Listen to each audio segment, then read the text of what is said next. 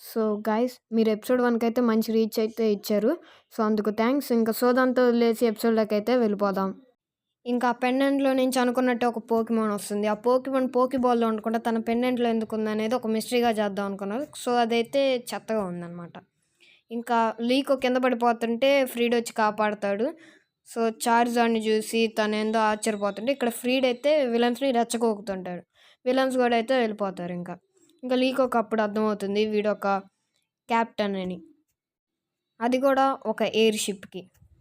ఆ air ship కూడా చాలా చిన్నగా ఉండదు. అది ఎంతలా ఉంటుందంటే అక్కడ పోకిమాన్ బ్యాటిల్ ఫీల్డ్ కూడా ఉంటుంది. ఇంకా పికచ్చు కాపీ పాల్డియా పోకిమాన్ కూడా ఉంటుంది అక్కడ. ఫ్యూకోకో స్ప్రెగటీటో ఈ రెండు అయితే పాల్డియా స్టార్టర్స్. లీకోకి ఏం అర్థం కాదు. ఫ్రీడ్ ఫ్రెండ్స్ అయితే అతను అరుస్తుంటారు లీకోకి ఇంకా ఏం చెప్పలేదని. ఆ మెంబర్స్లో ఒక అమ్మాయి విలన్స్ రావడం చూస్తుంది. దాని నుంచి తప్పించుకోవడానికి వీళ్ళైతే తుఫాన్లోకి అయితే పంపిస్తుంటారు ఏ షిప్ని. విలన్స్ దగ్గర ఒక మాస్టర్ ప్లాన్ ఉంది. తుఫాన్లోకి వెళ్ళే ముందు లోపలే వాళ్ళ షిప్లోకి వెళ్ళాలి. దాన్ని సక్సెస్ఫుల్గానే చేస్తారు. ఇక్కడ ఫ్రీడ్కి ఏం చేయాలో అర్థం కాదు. ఫ్రీడ్ పోకిమాన్ వచ్చేసి ఇంకోటి క్యాప్టెన్ పికచ్చు. దాన్ని పికచ్చు అని పిలరు, క్యాప్టెన్ అని పిలరు, క్యాప్ అని పిలుస్తారు. మళ్ళీ ఆ పికచ్చుకి ఓవర్ యాక్షన్ ఎక్కువ.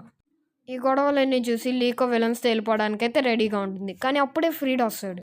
విలన్తో ఛాలెంజ్ చేస్తాడు. చార్జాన్ని లోపలికి పంపించేస్తాడు. ఇంకా క్యాప్టెన్ పికచ్చుని అయితే పంపిస్తాడు. క్యాప్టెన్ పికచ్చు థండర్ పంచ్కి సెర్లేజ్ భయపడుతుంది అనుకుంటే అస్సలు భయపడదు. డబుల్ టీమ్ని ఒక బిట్టర్ బ్లేడ్తో అయితే ధ్వంసం చేస్తుంది.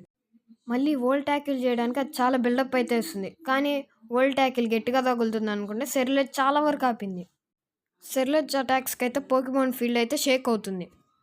ఇదంతా లీక్ అయితే చూస్తుంది. ఎక్స్ప్లోరర్స్తో వెళ్ళిపోదామని అయితే నిర్ణయించుకుంటుంది. ఎక్స్ప్లోరర్స్ అంటే విలన్, కానీ తన పోకిమాన్ స్ప్రెగటీటా అయితే ఒప్పుకోదు. ఇంకా స్ప్రెగటీటాలో చెప్పగానే లీకోకి అయితే చాలా కోపం వస్తుంది. విలన్స్ని చిత్తుగా ఓడిద్దాం అనుకున్నప్పుడు స్ప్రెగటీటో లీఫేజ్ అయితే బాగా పనిచేస్తుంది.